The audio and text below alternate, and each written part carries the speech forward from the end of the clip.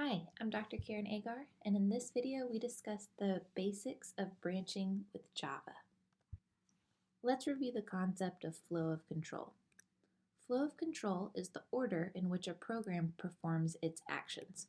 Up until this point, the order has likely been sequential, meaning that you write a series of statements and they're executed one at a time from top to bottom.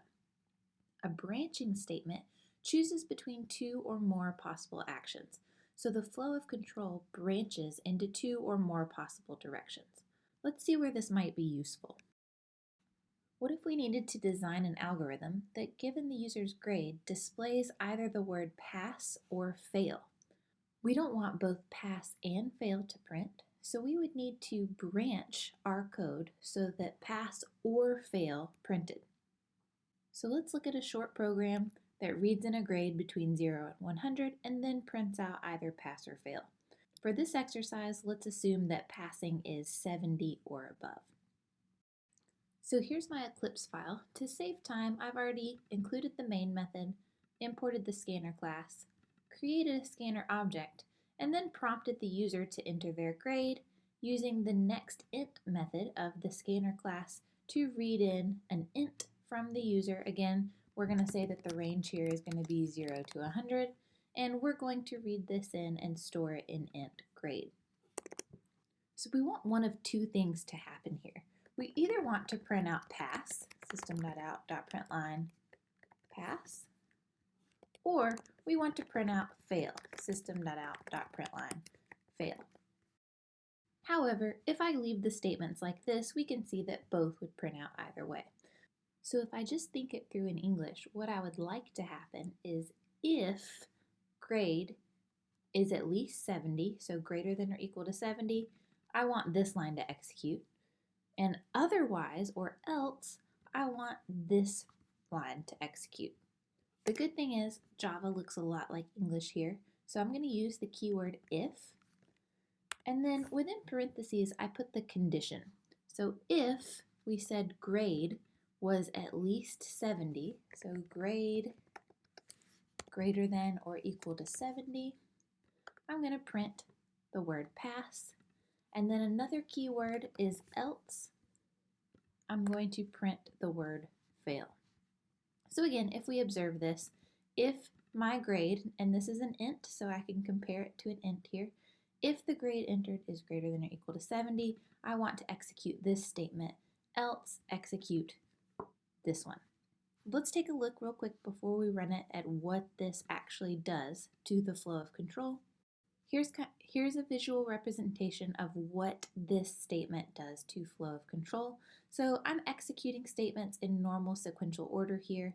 I reach this if condition, and I have to evaluate whether grade is greater than or equal to 70. So evaluate grade greater than or equal to 70, and note that no matter what item I put in here, whether the grade was 50 or 100, right, we're either going to get the value of true or false.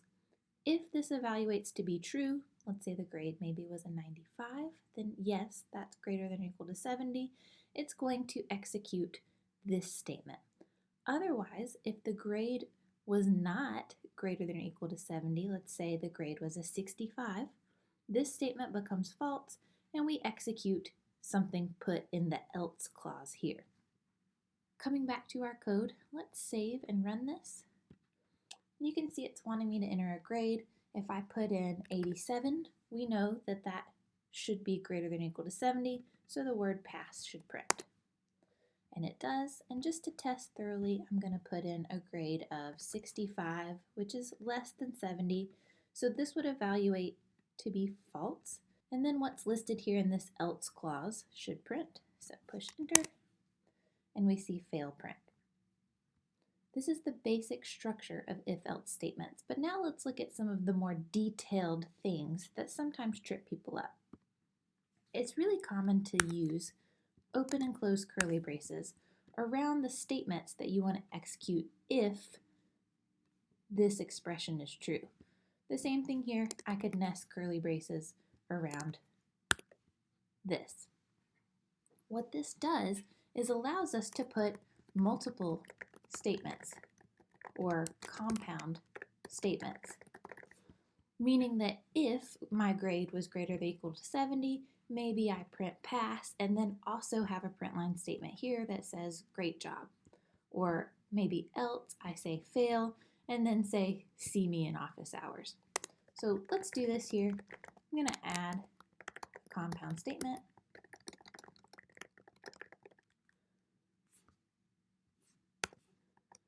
And now if I save and run it, let's put in a failing grade, so maybe a 50. We know that it would skip anything in here, come to the else, because again, this is going to be false. It should print fail and see me in office hours. Good.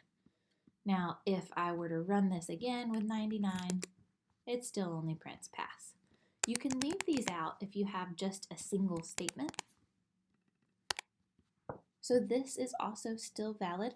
However, if I have multiple statements, I have to use curly braces. Otherwise, it's not going to work the way that we think. Let's take out these curly braces just to illustrate this. So now all I've done is remove the curly braces. So if grade is greater than or equal to 70, print pass, else we want to print out fail and see me in office hours. However, we removed the curly braces, so let's see how this works. If I run it with 50, we see both of these items print out, so it appears that it's working correct. But if we thoroughly test our code and run it with a passing grade, like 99, we should only see pass print out. But what happens is we see pass and see me in office hours print out. Again, this is a common mistake. We know now that white space doesn't really matter in Java. So here I have this indented so it looks like it belongs to the else statement, but really it doesn't. If I omit the curly braces, only the first statement here belongs to the else. The same thing here, only the first statement belongs to the if. So this statement actually is going to execute no matter what. Just to make it a little more clear, I'll fix the indentation. And so this looks a little bit more clear. This is our if else statement, and see me in office hours is going to print either way. Now again, changing the white space did not change the way it functions. This is just a better visual of how the code is actually working. So we like to use white space to show flow of control, to show two different branching options there. Again, if I wanted to fix this, I would put curly braces around this.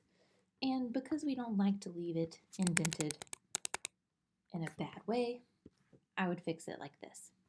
Similarly, if I had another statement here in my if clause, it would not belong to the if clause, and it would actually break it because then else would be hanging out here by itself. So if I wanted to say system.out.println, great job,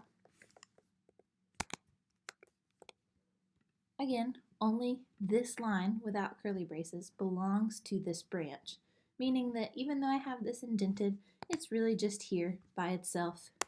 And now Java says, well, I don't know what this else is attached to. So if you use else, you have to follow it immediately after an if statement. If you have other lines of code in here, this else is just hanging out by itself, and you can see you're going to get an error similar to this. So syntax error on token, else delete this token.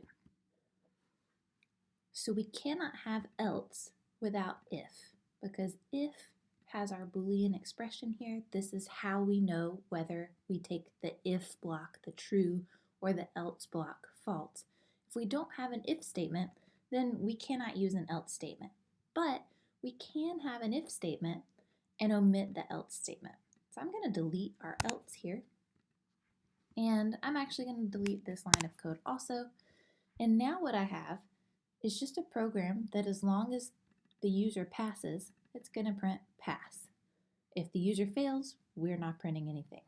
So if I save this, run it, if I put a 79 in, that's passing, so it prints pass. And if I run this with a 68, then you can see there's no other statements to execute, so nothing executes here. I can also have multiple if statements. So if my grade is greater than or equal to an 85, then maybe I print out excellent. Save it, run it, and now we're going to hit both of these if statements. So if I have a grade that is 90, this evaluates to true, printing pass, and this evaluates to true, printing excellent also. If I run it with 90, we can see both of those happen. But then if I were to run it with, say, 75, this would evaluate true, we'd print pass, but 75 is not greater than or equal to 85, so we skip over this line of code, and there's no other statements to execute here, so the program would terminate. So if I run it with 75, we can see that happen. Just as a review, remember, if you want to include multiple statements in a branch, enclose the statements in these curly braces. So here's an example where I'm printing pass and great job if the grade is greater than or equal to 70, and else I'm printing fail and needs improvement. What I advise new programmers to do is just always use curly braces around their if and else blocks, even if there's just one statement inside. This avoids these kind of errors, but you should understand how it works if the curly braces are omitted in case someone tries to trick you on an exam. And last but not least, it made sense to just use the greater than or equal to sign, but I do want to review that Java has several of these comparison operators. Two equal signs compares if two variables are equal to each other. So if we wanted to check if the grade was equal to 0, we would say if grade equals 0. If we wanted to check that the grade was not equal to 0, we would replace this equals with the not equals. Not is the exclamation point here, and so again this checks if the grade is not equal to 0. And then we have the standard less than, greater than, less than or equal to, and greater than or equal to.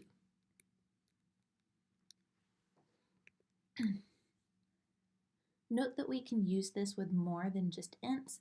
So let's say we were writing a multiple choice quiz, asking the user to enter characters, so char variables, A, B, C, or D. We could write a comparison statement that looks like this. If choice is not D, then do something else. Now, in comparing these, choice would have to be of type char, because D is type char, just like up here, grade would have to be of type int, just because 0 was an int. So as long as the types match on both sides of these comparison operators, this will work. Note that a common mistake is to try to compare something like grade equal to 0 with a single equal sign.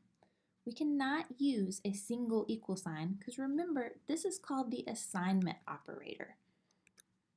If I use the equal sign like this, x equals 5, what it does is it assigns the value of 5 into the variable x. So if I put that expression in an if statement, if x equals 5, we're going to assign the value of 5 to x, and then I'm just left with if 5, right? Some variable x that has the value 5. That's not an expression that can evaluate to either true or false, so that's not going to work. That's why we have the comparison operator. We can say if x equals 5. This does not perform assignment, assigning 5 to the value of x. It simply compares the two and returns true or false. And last but not least, using the comparison operator, two equal signs, is appropriate if used with ints or any primitive integer type, shorts, bytes, longs. Also booleans, so true or false expressions can be used here, or chars. So here I've got if a equals 3, if a is an int, this is a valid expression. If b equals false, so if b is of type boolean, so something that evaluates to true or false, this works. Or if c equals the character a, as long as c is of type char. So the types that we have not mentioned are things like floating points and strings. So the rule of thumb is you do not use the comparison operators, the two equal signs, to compare floating points, so floats or doubles, strings, or other objects that you might create. We'll learn another way to compare those later on. That's it for the basics of branching video. Thanks for watching.